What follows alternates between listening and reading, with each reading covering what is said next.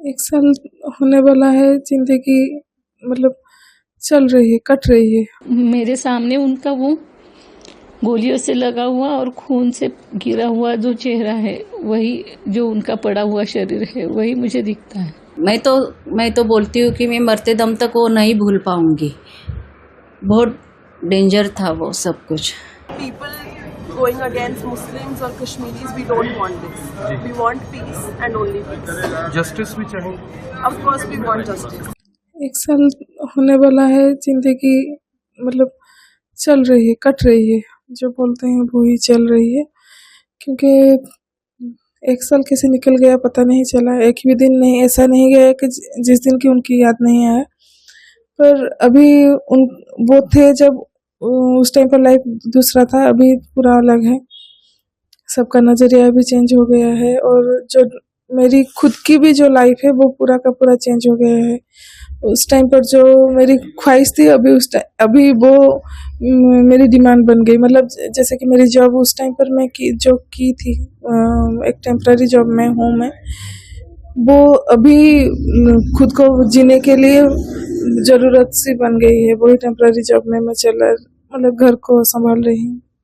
आज 1 साल पूरा हो गया ये घटना के लिए, पर मैं तो वो जो घटना है 22 तारीख की, जो अप्रैल की घटना है, 2:30 बजे का समय था, मैं उसी में हूँ। मेरी आंखें खुली रहती है या बंद होती है, मेरे सामने उनका वो गोलियों से लगा हुआ और खून से घिरा हुआ जो चेहरा है, वही जो उनका पड़ा हुआ शरीर है, वही मुझे दिखता है। और वो घटना मुझे बार बार याद आती है कि मैं उनको हाथ लगाकर आहो आहो उठा ये कह रही थी, आप सांस लो। मुझे नहीं मालूम था कि वो उसी वक्त गए हैं। मैं दिन भर में उसी आशा में थी कि ये शायद बेहोश हो गए हैं, कोमा गए हैं, और शाम को अगर मैं हॉस्पिटल उनको लेके जाएंगे वहाँ, तो फिर वो मुझे हंसकर देखेंगे कि मैं ठीक हूँ करके। मैंने ये घटना उस वक्त एक ही बार हुई है, पर मैं दिन भर में, हमारी सरकार ने हमारे लिए ऑपरेशन सिंदूर किया, उनको हमारी तकलीफ समझ में आई, हमारी फैमिली, मैं उसके लिए उनकी बहुत आभारी हूँ कि उनको हमारा ये दर्द समझ में आया। पर मैं उनसे एक दरख्वास्त करूंगी कि ऐसी घटना ही ना घटे। पहलगाम में जो अटैक हुआ था वो बहुत थरारक था, बहुत डेंजरस था। उसको तो हम अभी, मैं तो बोलती हूँ कि मैं मरते दम तक वो नहीं भूल पाऊंगी। बहुत डेंजर था वो सब कुछ। वो लम्हा मुझे याद है कि मैं सो रहा था और तब मुझे ये बुरी खबर मिली। अचानक ही जैसे जग प्रलय होती है, ऐसे हो गया मेरे साथ। और उससे पहले की लाइफ कैसी मतलब सुकून भरी और निश्चिंत थी और स्मूथली मतलब सब था। भगवान का कृपा से हम अच्छे स्वास्थ्य के साथ सभी पूरे परिवार वाले आराम से रह रहे थे, अपना जीवन यापन कर रहे थे। बट जैसे वो इतनी बुरी खबर सुनी है, उसके बाद वो जीवन ही नहीं रहा। सही मायने में जीवन ही नहीं रहा। अब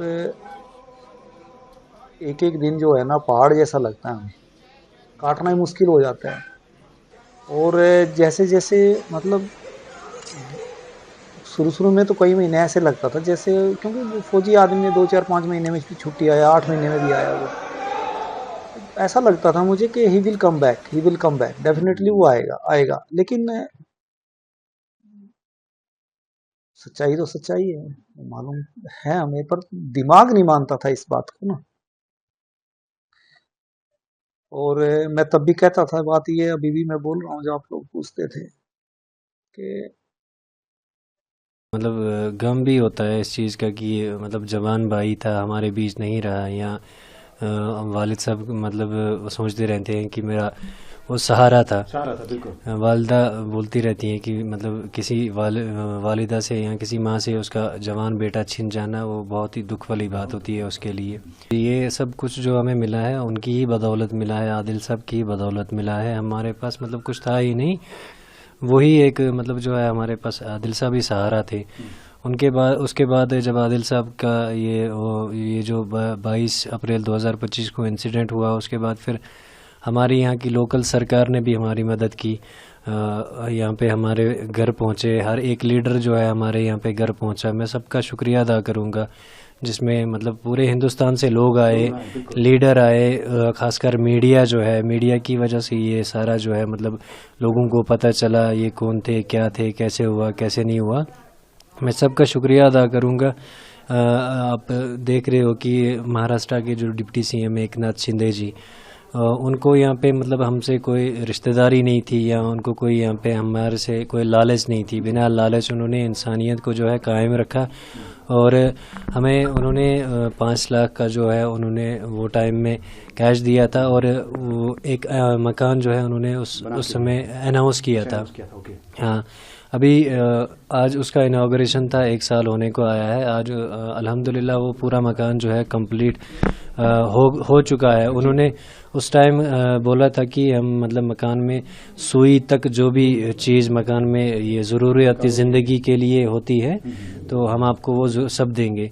तो आज अगर आप देखते हो तो उन्होंने लगभग सारा कुछ जो है दिया है।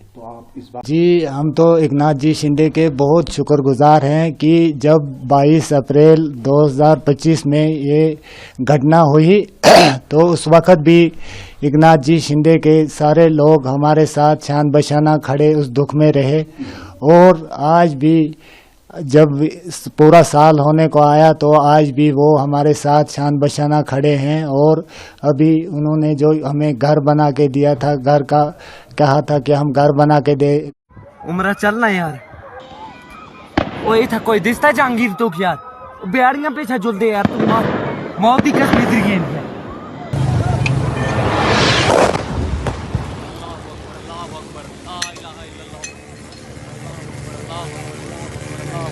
धन्यवाद करती हूँ, उनसे बहुत थैंक यू कहती हूँ कि उन्होंने मेरे पति की मौत का बदला लिया है। धन्यवाद कहूँगी। मैं बहुत छोटी हूँ, उन्हें कुछ भी कहने या नहीं कहने वाली, लेकिन हाँ, जिस तरीके से हमारे पूरे परिवार को उन पे विश्वास था, उन्होंने उसी तरीके से जवाब देके हमारे विश्वास को कायम रखा है। And I am really thankful. बिल्कुल सर, असली श्रद्धांजलि। और शायद वो आज जहाँ पे भी है, आज वो शायद थोड़ी शांति में होगा। लेकिन आज आतंकवादी और उनके आकाओं को हम छोड़ते नहीं, हम घर में घुस के मारेंगे।